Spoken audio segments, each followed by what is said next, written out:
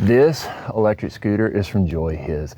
It has a 350 watt motor to be able to handle your larger riders like myself, up to 260 pounds. It has a dual braking system with an electromagnetic brake in the front and a drum brake in the back. It does come equipped with a headlight, and that's simple to turn on and off there, as well as a brake light, which is pretty handy for when people see you.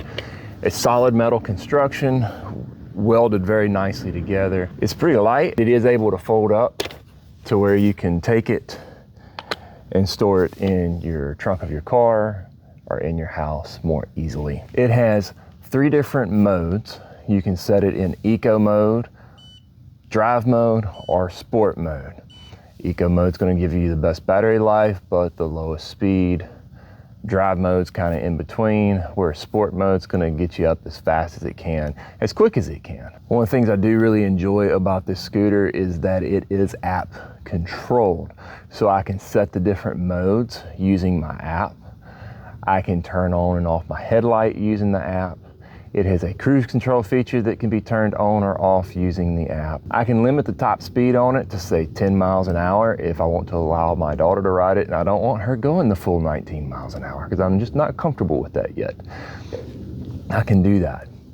You can set the scooter to park so it won't go until you open back up the app and turn parking mode off. Now, with the app, I do suggest searching for the VICONT app in your Play Store. The QR code in the manual takes you to their website and they want you to sideload it. I did that. That app doesn't work as well as the one that's actually in the Play Store. Being that I weigh about 220 pounds, finding a scooter that can go up my driveway with no problem is an issue. But as you can see, this has the torque to get it done.